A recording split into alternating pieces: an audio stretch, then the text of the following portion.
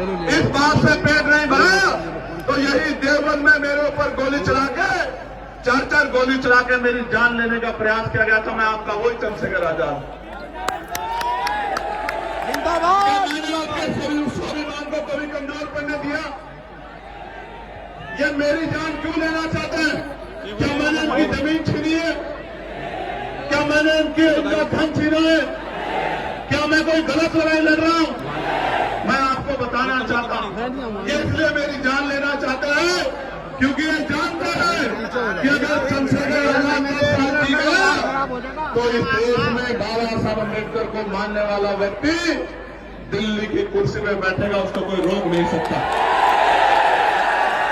क्योंकि जितना प्यार आप देते हो इतना ही प्यार बिहार में भी लोग देते हैं। और गौर से सुनो, हमें दिया किसने क्या है मैं कहना नहीं चाहता था, हमारी रैली है, लेकिन मैं आपको आगाह करना चाहता हूं। आपको याद है नहीं याद है, एक पार्टी जब उसकी सरकार बनी तो जितने महापुरुषों के जिलों के नाम थे, महापुरुषों के नाम पे, चाहे वो काशीराम नगर हो या ज्योतिबा फूले नगर, ये हापुड़ के लोग यहां बैठे, ज्योतिबा फूले नगर हो, काशीराम नगर हो, आप जानते हो किस पार्टी ने बदलने का काम किया? और वो पार्टी आज गली गली कहती फिर रही है कि हम इन कमजोर के रखवाले हैं। मेरी बात को याद रखना, बिल्ली को दूध की रखवाली बिठाओगे तो ना दूध बचेगा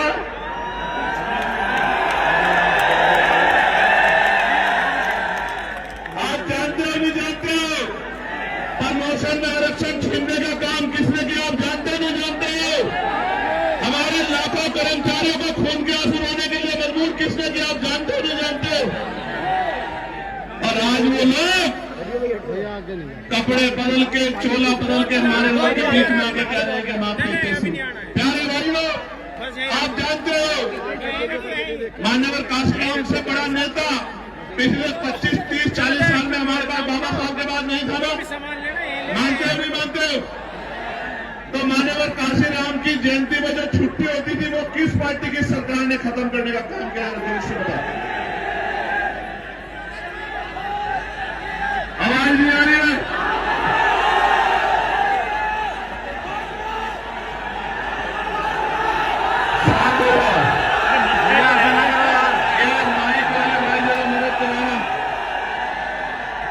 ये माइक वाले भाई मदद कराना। आवाज आ रही है क्या?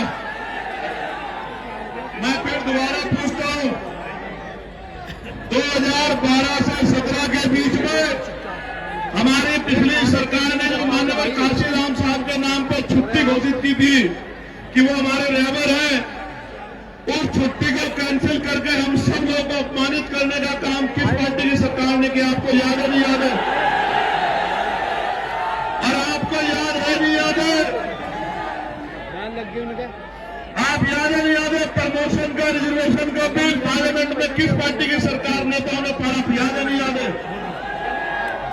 एक चंद्रशेखर आजाद है, पार्लियामेंट में फाड़ के दिखाओ बिल, आ जाओ। चंद्रशेखर में अकेला चंद्रशेखर आजाद आ जाओ, बिल फाड़ के दिखाओ, प्रमोशन रिजर्वेशन का जाओ। मैं आपको यही बता रहा हूं, तो दुश्मन को पहचानो, भूलो मत।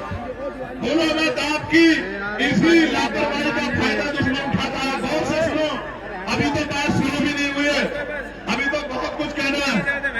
न हम सफर से निकलेगा, न हम नसी से निकलेगा, हमारे पांव का कांटा हम ही से निकलेगा। मेरी बात को अब याद रखना। समस्या किसकी है मेरे लोगों, बताओ किसकी समस्या है? हमारी। हल कौन निकालेगा? दूसरों के कंधों पर लाशें जाती है, लाशें। अगर जिंदा हो तो जिंदा नजर आओ, वरना मुर्दा समझ के दफना देंगे ये लोग आपको। मेरी बात को याद रखना। प्यारे साथियों, आज हमारी सबसे ज्यादा जरूरत क्या है? ये जो लोग नौजवान अति उत्साह में डिस्टर्ब कर रही है, अच्छा नहीं। आज मेरा प्यार मुझे कम लग रहा है तुम लोगों में। बैठ जाओ, बैठ जाओ, बैठ जाओ, नहीं बैठ जाओ। अब ये आपको देखना, बैठो, बैठो, आप भी बैठो, उसके पीछे वाले।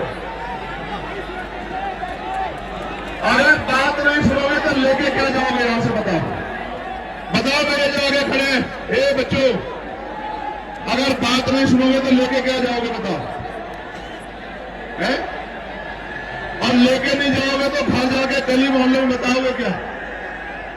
बैठो, मैं बात तब शुरू करूंगा जब आप लोग बैठे हुए टीम में, उससे पहले ही शुरू करूंगा। आप जानते हो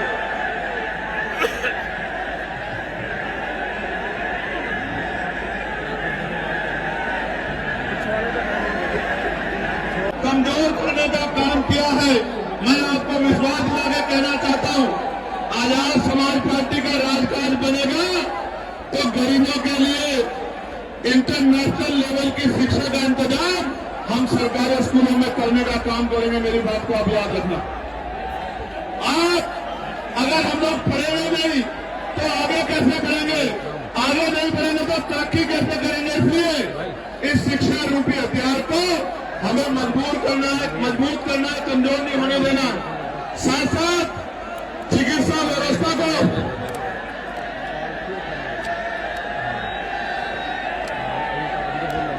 व्यवस्था को हमें मजबूत करना है कि वो गरीबों के दायरे में आ जाए, जिससे गरीब लोग भी अच्छी चिकित्सा ले सके। प्यारे साथियों, नौजवानों के लिए रोजगार की व्यवस्था करनी है।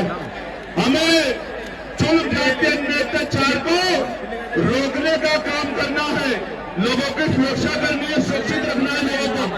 प्यारे साथियों, आज आजादी के 75 साल बाद भी बुनियादी सुविधाएं लोगों के पास नहीं है। बुनियादी सुविधाएं यानी कि रोटी, कपड़ा, मकान भी 75 साल की राजनीति में रोटी, कपड़ा, मकान की भी अच्छी व्यवस्था हमारे लोगों पे नहीं हो पाई। इसलिए सरकार योजनाएं चला रही है कि भाई प्रधानमंत्री आवास योजना होनी चाहिए। इसलिए मैं आपसे अपील करता हूं कि आपको धैर्य के साथ आगे बढ़ना पड़ेगा, आपको कमर कसनी पड़ेगी। और प्रदेश देश के हालात क्या है? हरिओम वाल्मीकि को पीट के मार दिया। एक हमारे आईपीएस थे चंडीगढ़ में, उन्होंने सुसाइड कर लिया। और यहां दिल्ली में दलित समाज के सीजीआई जिनके ऊपर जूता फेंका गया। आप जानते हो नहीं जानते हो? ये जूता फेंकना ही नहीं, अब लोग जूता बनाना भी जानते हैं, उसको सर पे मारना भी जानते हैं। याद नहीं याद है? हम लोग इसलिए चुप है क्योंकि हम संविधान को मानने वाले लोग, वरना जूता फेंकने वालों का इलाज भीम आर्मी का एक कार्यकर्ता करना जानता है। ये बात किससे छिपी भी नहीं। मैं 2 अप्रैल की बात कर रहा था। 2 अप्रैल में देश भर में इसी भारतीय जनता पार्टी की सरकार ने हमारे लाखों नौजवानों के मुकदमे लगाए और गोलियां चलाने का काम किया, लाखों लोगों को जेल भेजने का काम किया। ये गोलियां किसने चली? ये सरकार के बिना नहीं चली। ये आंदोलन में जिनकी जान गई, ये हत्याएं हैं, इस सरकार के सर ये पाप है। और अब तक इस सरकार ने ये मुकदमे वापस नहीं लिए हैं। मैं आपको कह रहा हूं, राजकाज बनेगा तो 1 घंटे में चुटकियों में मुकदमे वापस हो जाएंगे। मेरी बात को आप याद रखें। हाथरस के परिवार से मुख्यमंत्री जी ने वादा किया था कि वो उसको एक नौकरी देंगे और घर देंगे। आज तक हाथरस के परिवार को न नौकरी मिली न घर मिला। ऐसे झूठे वादे करने वाले मुख्यमंत्री और सरकार से जवाब मांगने के लिए आज हम यहाँ इकट्ठा हुए हैं कि हम उनके नहीं रहना। गलती में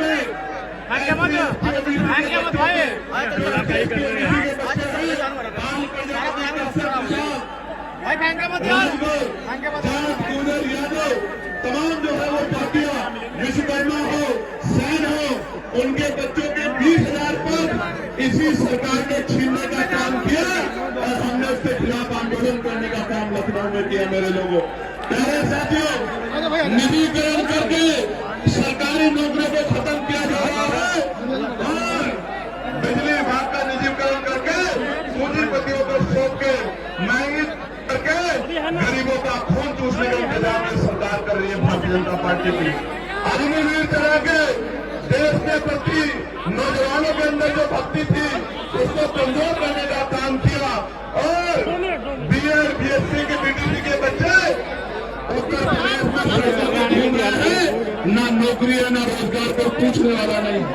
हमने पार्लियामेंट में होमगार्ड भाइयों के लिए आवाज उठाई कि भाई होमगार्ड भाइयों को उनका वेतन वृद्धि करो।